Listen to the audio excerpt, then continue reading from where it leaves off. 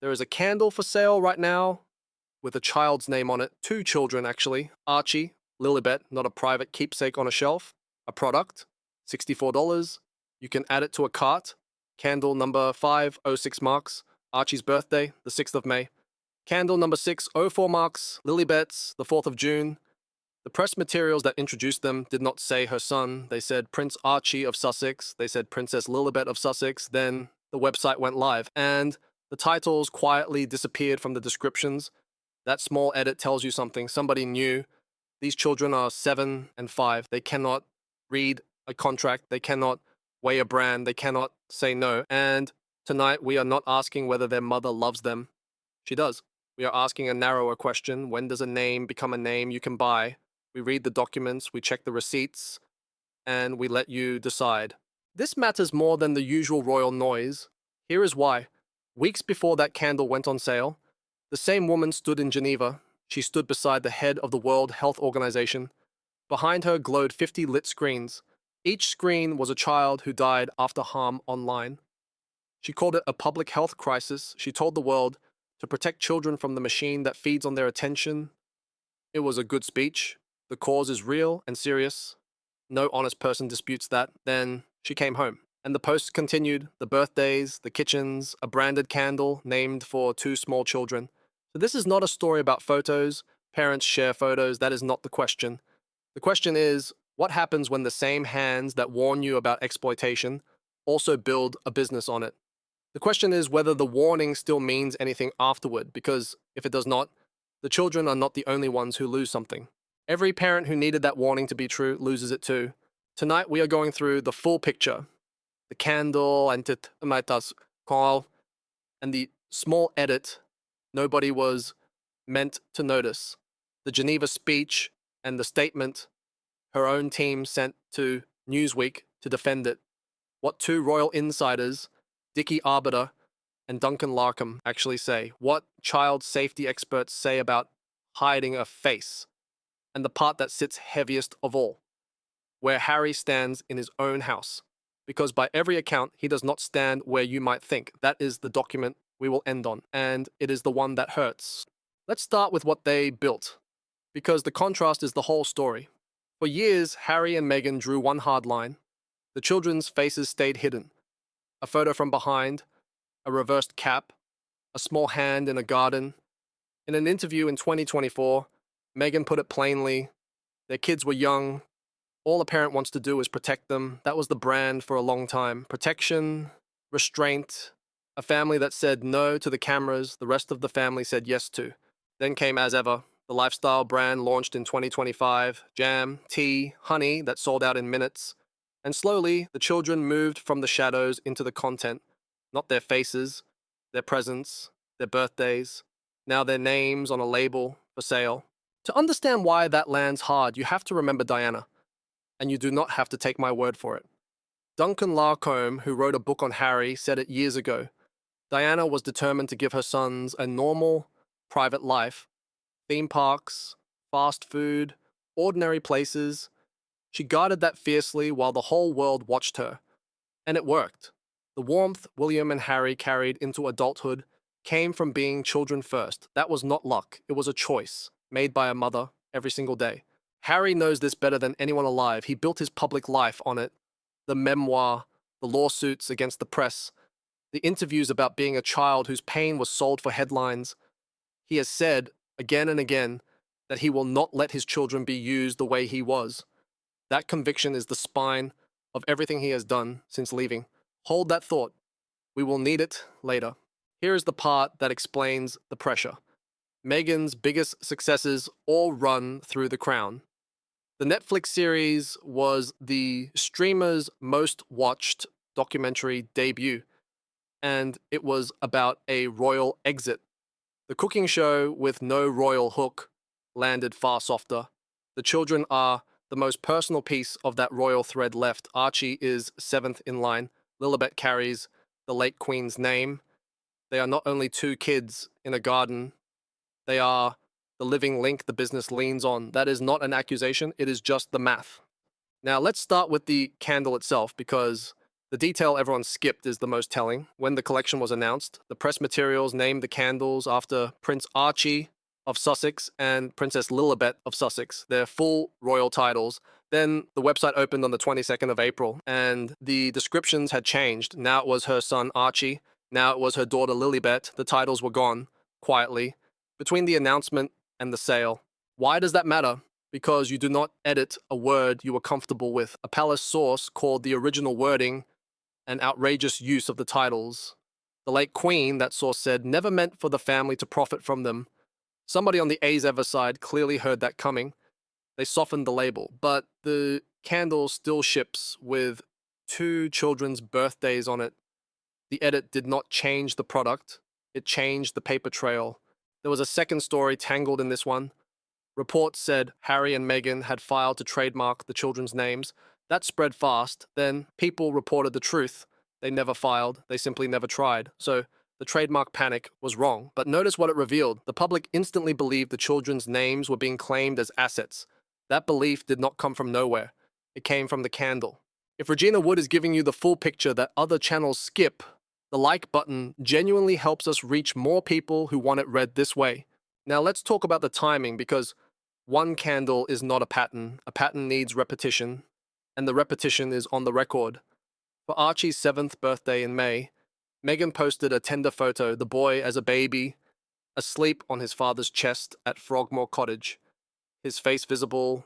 Days later, a carousel from a family trip to Disneyland, then Lilibet turned 5, another birthday post. This time the comments were switched off, her face hidden in the usual way. Here is the date that stops you. The Geneva speech was the 17th of May. Lilibet's birthday post went up 18 days later. 18 days. From a stage about protecting children online to her own child's image online in under 3 weeks.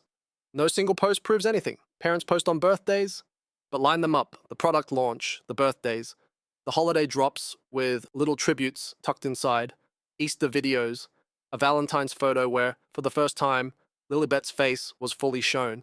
That last one is worth a beat. For years, the rule was no faces. Then, on Valentine's Day, the rule bent. Harry holding Lilibet, red balloons, her face clear to the world. The first time ever. You can call that a loving mother sharing a moment. You can. But the pattern underneath keeps pointing the same way, toward the feed, toward the brand. The defense offered for the candle is that it is a family project. Something to make the children feel included. Sit with that for a second. A 5-year-old can feel included in a kitchen. A 5-year-old cannot consent to a product. A kitchen can include a child, a label cannot. That is the whole line, in one sentence. This is where the people who know the family come in. Duncan Larcombe spent years as royal editor of The Sun. He wrote a book on Harry. When As Ever first launched, he was blunt with Fox News. He said Meghan was cashing in on her fame and, in his words, even using her children to boost her presence online and sell units of her products. He added a line that lands harder now. This, he said, is exactly what the royals feared from the start. That is not a tabloid headline. That is a man who covered this family for decades. Naming it out loud, years earlier, he used another word for the couple's drive. He said they had ruthlessly followed ambition. Ruthlessly. Not carelessly, not by accident. He chose that word with his eyes open. Subscribe to Regina Wood and drop a comment below. Where is the line for you between a mother sharing her children and a brand using them? So how does the other side answer all this? They answered in writing. When the backlash hit, Meghan's spokesperson went to Newsweek. The statement is careful. It says there is a distinction between sharing moments from her life and exposing her children to scrutiny. By hiding their faces, it says, she is showing the very principle she preaches. And then the key line. Far from being contradictory, concealing their faces reflects the Geneva message. That parents can share family experiences while still protecting identities. Read that twice. It is a good statement. It was clearly built to hold up, and that is the tell. A comfortable truth does not need a statement that careful. You do not draft lawyer-smooth language to defend a thing that feels obviously fine. The polish is the admission. Somebody expected this to land hard and prepared for it, because somebody understood that a name had become a name you can buy. Now here's the part the defense does not cover. Child safety experts say hiding a face is not the same as privacy.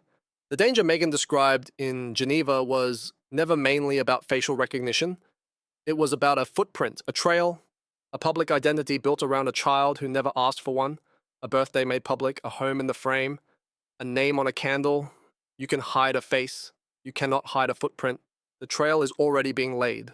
And there is a darker point that safety professionals raise. Partial visibility can draw the wrong attention, not less of it. A child shown from behind, face just out of frame, can read as a thing to uncover. The mystery becomes the lure. After her team's statement, a child psychologist publicly rang the alarm on exactly this. Hiding the face, she warned, does not make a child safe. It can do the opposite.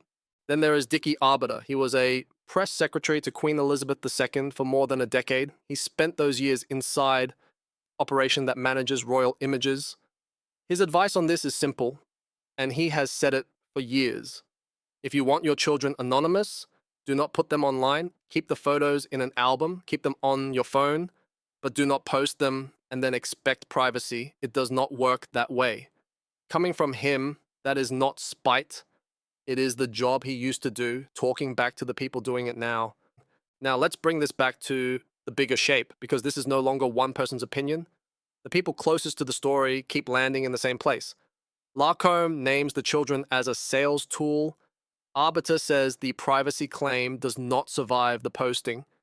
And then there is Matt Wilkinson, another Sun Royal editor, who added the piece that changes everything. Wilkinson said that Harry, up to a point, would much rather his children were not seen at all, that Harry does not want them photographed, that on this, the two parents are not on the same page.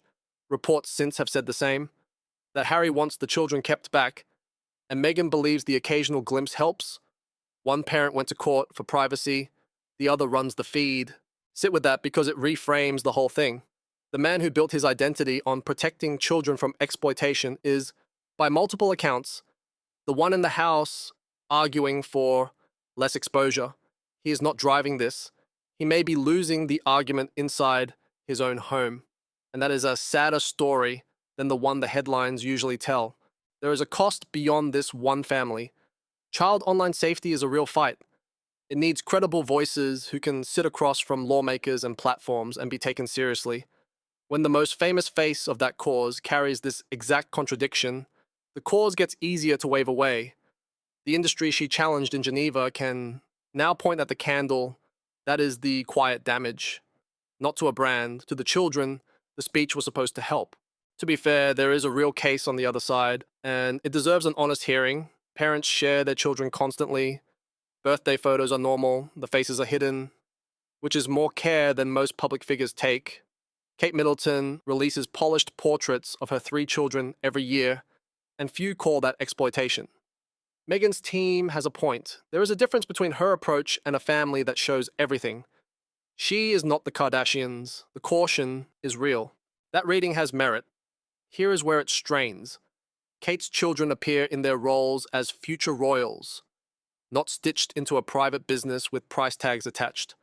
The difference is not the photo, it is the cash register behind it. A birthday post is one thing. A $64 candle named for that birthday is another. The counter-argument explains the photos, it does not explain the product, and the product is the thing that will not go away. So let's go back to where we started. The candle is still for sale. You can still add it to a cart tonight. $64, a scent, a number, a birthday that belongs to a child who is 7 years old. The label was edited once already when the titles got too loud, but the names are still there, the birthdays are still there, the product still ships. And 18 days after a speech about saving children from the machine, that machine got fed again. A birthday post. A brand that runs on a royal thread 2 children did not ask to carry. We are not saying these children are unloved. They are loved. We are saying something narrower and harder. A child can be loved and still be used. Both can be true at once. That is what makes this so uncomfortable to watch. Harry went to court for privacy. Harry wrote the book about being sold. Harry gave the interviews, and by every account, Harry is the parent in that house asking for less. The candle is on sale anyway, which leaves one question with no clean answer. At what point does a name stop being a gift you give a child and become a name you can buy? So here's the question for you tonight. If you watched Diana all those years ago, You remember how hard she fought to let her boys just be boys. Theme parks, baseball caps, a childhood before the cameras. Do you think that mother would have put her children's names on something for sale? Or are times simply different now and we are judging a new world by an old rule? There is a real answer on both sides. Drop your honest take in the comments. Tell me what you remember. Subscribe to Regina Wood so you do not miss what comes next. And a like genuinely helps us reach more people who want it read this way. See you in the next one.